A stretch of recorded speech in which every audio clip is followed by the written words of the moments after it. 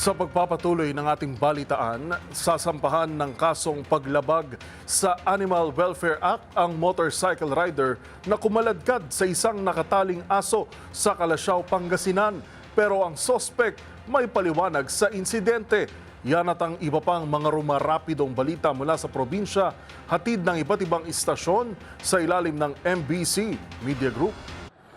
Motorcycle rider na kumaladkad sa aso sa Calasiao, Pangasinan tukoy na. Natukoy na ng mga otoridad ng rider na nakuhanan sa isang viral video habang kinakaladkad ng aso sa kalsada sa barangay Banawang, Calasiao, Pangasinan. Ayon kay Calasiao Chief of Police Lieutenant Colonel Ferdinand Lopez, ang rider ay isang 32 anyos na lalaki na residente ng poblasyon sa nasabing bayan. Depinsa umano ng rider na mabagal lamang ang kanyang pagpapatakbo sa kanyang motorsiklo kung saan nakatali sa likuran ng kanyang aso. Noong una niya nakakasabay pa raw ito sa kanyang motorsiklo, pero nang mapagod na at napansin niyang nakakaladkad na, isinakay na lamang niya sa kanyang motorsiklo.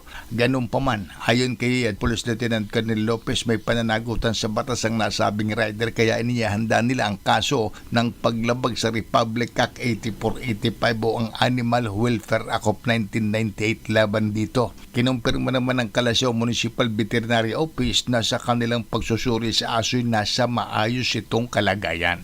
Para sa MBC TV Network News, ito si Freddy Pajardo, Aris 38, una sa Pilipinas, una sa Pilipino. Nang dahil naman sa isang rice cooker, sugatan isang driver ng motorsiklo at angkas nito habang nagmamaniho ng motorsiklo sa National Highway ng Barangay Imelda, bayan ng Mondragon Norte, Samar. Ayon sa report ng PNP, nadisgrasya ang nasabing driver na aksidenteng mahulog ang isang dalang rice cooker ng kasabay nitong tricycle.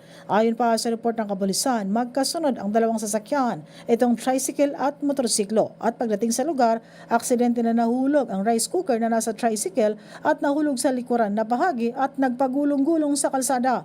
Tinamaan ng rice cooker ang nasabing driver ng motorsiklo na nasa likuran ng nasabing tricycle at nawalan ito ng balanse at natumba sa kalsada.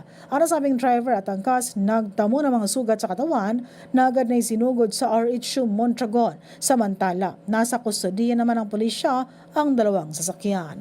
Mula sa MBC Network News, RH34, Jane Galit Pantayan, una sa Pilipinas, una sa Pilipino. Mahigit 1.2 million pesos na laga ng umano'y sabu ang na-recover sa tatlong mga lalaki sa isinagawang drug buy-bust operation sa Purok Everlasting, Barangay 18, lungsod ng Bacolod.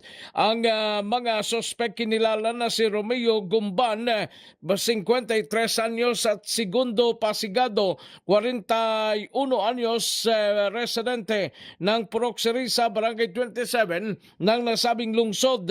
Ayon kay Bacolod City Police Office City Drug Enforcement Unit Chief Lieutenant Colonel Antonio Benitez, nakuha sa mga suspect ang mahigit 15 grams ng umano'y shabu na more or less 80 grams at mayroong standard drug price na 544,000 pesos. Habang nahuli din ang mahigit 600,000 pesos ng umano'y shabu kay Joselito Torelio ng Procabuhi, Barangay 10, lungsod ng Bacolod. Para sa MBC TV Network News, ito si RH46 Rex Cantong para sa DZRH, una sa Pilipinas, una sa Pilipino. Balita mula sa Davao City. Patuloy ang dedikasyon ng Davao City Police Office o DCPO sa pagbibigay ng tapat at buong pusong serbisyo para sa kaligtasan at kapayapaan ng lungsod.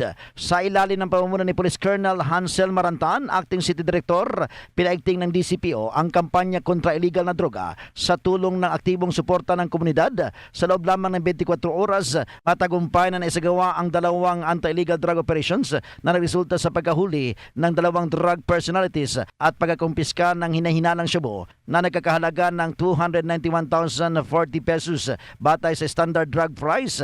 Ang dalawang istasyon na naisagawa ng operasyon ay ang Kalinan Police Station at ang Maa Police Station.